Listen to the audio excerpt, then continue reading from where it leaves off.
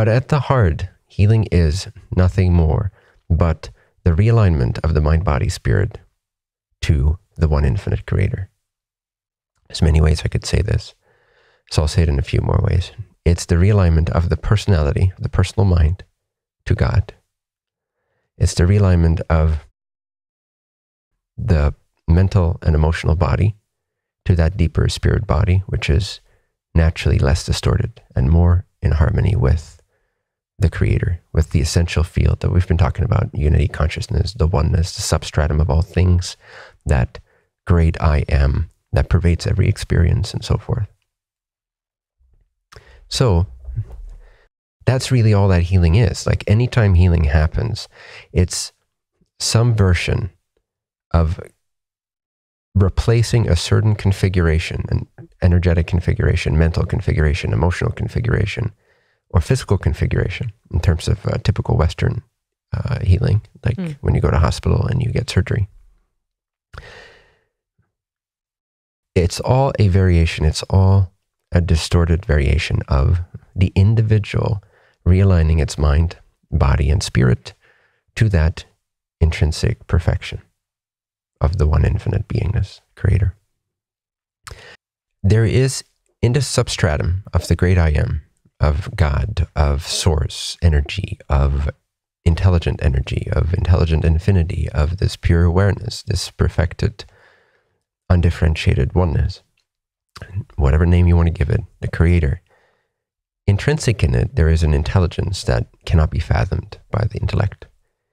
We cannot reduce it in our terms, in our language, in our imagery, into our means. It cannot be reduced to that which we use on a day-to-day basis. The means that we have with the intellect and the body, we cannot reduce that intelligence.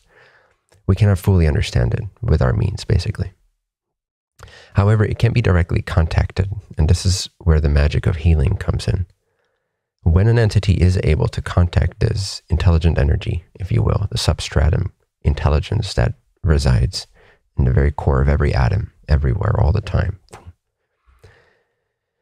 then through that contact, if you will, a vibrational field, an example, a catalysis may be provided to the one that's seeking to be healed.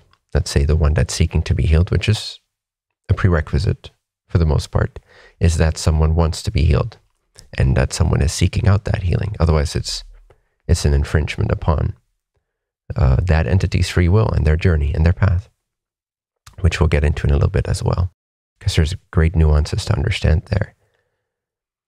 Because healing really is, it's a full picture that needs to be understood properly. And when it is, it becomes a tool that's naturally available to us in a balanced way. So this innate intelligence that is present in all things gets distorted by our personalized frequencies, the vibrations of our mind, body, spirit complex. The spirit being always in the least distorted configuration, virtually always, and the mind and body being in a more distorted situation. The body being a reflection of the mind. So basically, also healing has many aspects or levels to it, things that can be healed.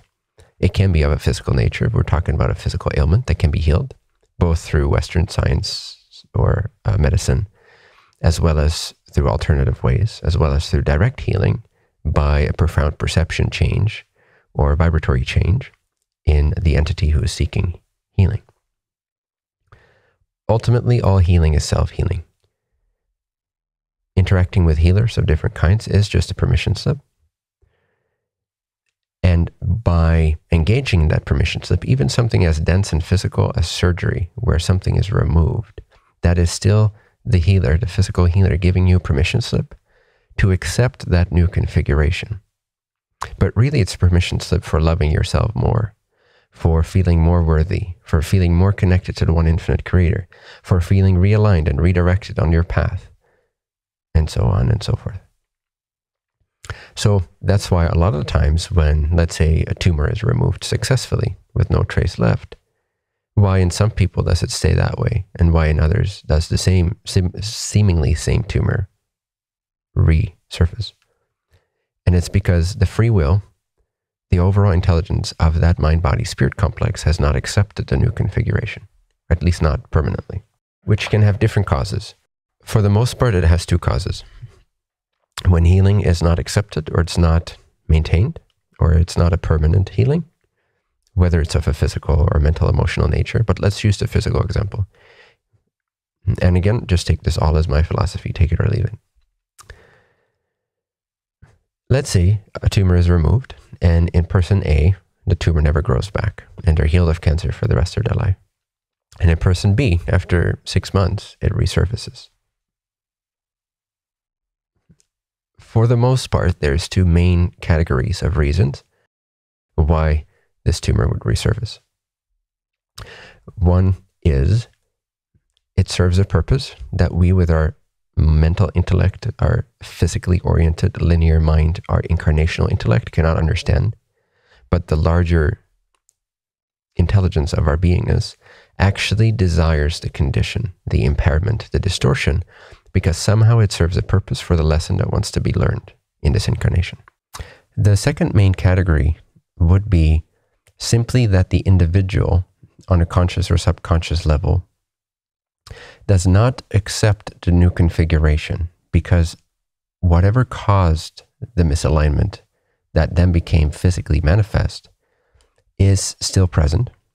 And typically it's something along the lines, there's all kinds of sort of intricate sub